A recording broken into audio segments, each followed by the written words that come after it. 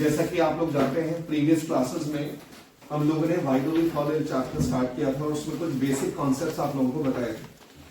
मैंने आपको सबसे पहले तो डिजीजेस के बारे में पहले हेल्थ को डिफाइन किया था। Health is defined as a state of complete physical, mental and social wellbeing.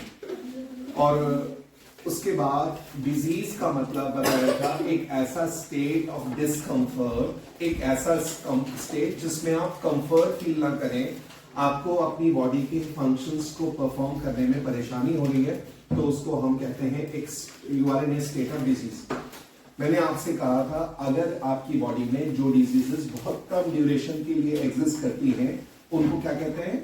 Acute diseases.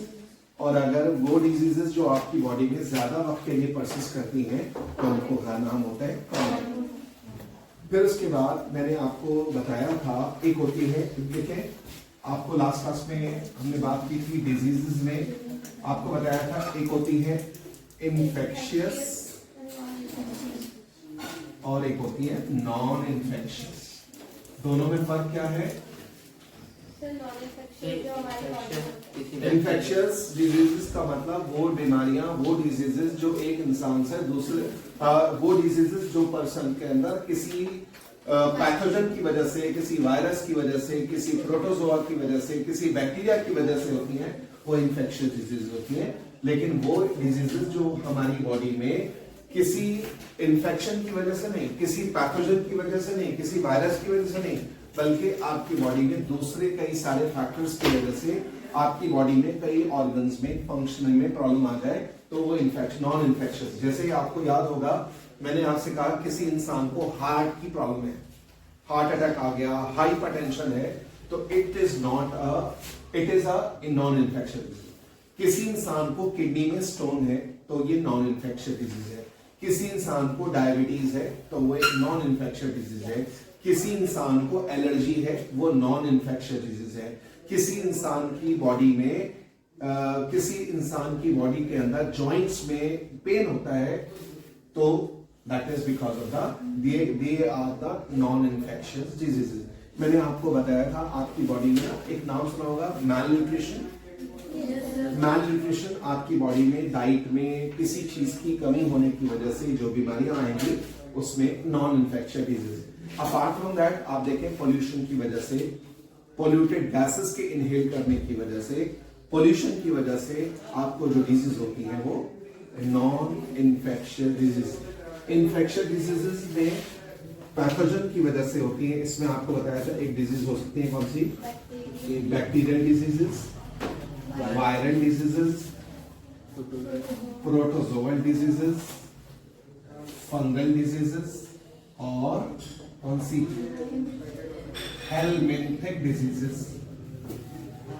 Bacterial disease जो बैक्टीरिया से होती हैं, जैसे कि आपको बताया था टाइफाइड, कॉलरा, न्यूमोनिया, ये बैक्टीरियल डिजीज है। बैक्टीरियल डिजीज टाइफाइड, कॉलरा और न्यूमोनिया।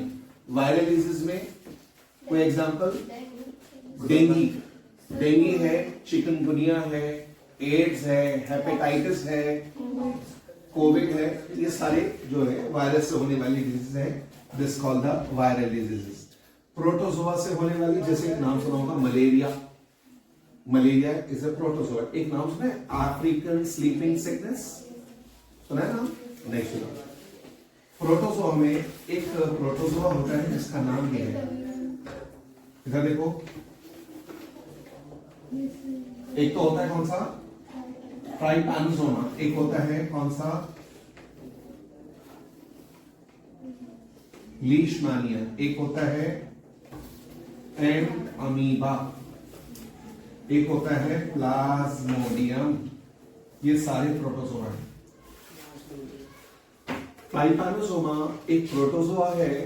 अफ्रीका के जंगलों में, अफ्रीकन फॉरेस्ट में एक फ्लाई होती है, कौन सी?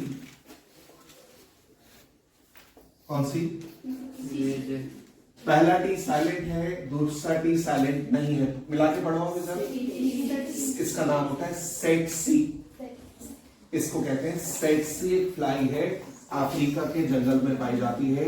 इसकी फ्लाई के इधर देखो, इस फ्लाई के सलाइवा में ये वाला प्रोटोजोआ होता है, कौन सा? ट्राइपैनोसोमा नाम का प्रोटोजोआ होता है।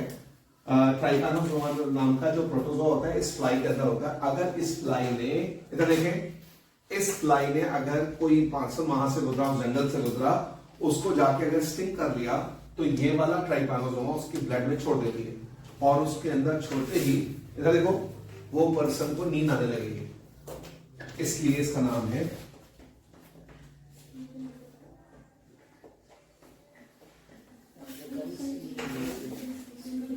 क्या कहते हैं इसको? African sleeping sickness. तो इधर देखें एग्जाम में अगर क्वेश्चन आ जाए कि अफ्रीकन स्लीपिंग सिकनेस कौन कॉज करता है तो आंसर क्या होगा?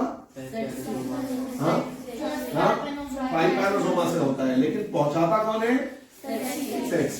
तो अफ्रीकन स्लीपिंग सिकनेस जो है इसको कॉज करने वाला जो इन्फेक्शन है वो ट्राइपैनोसोमा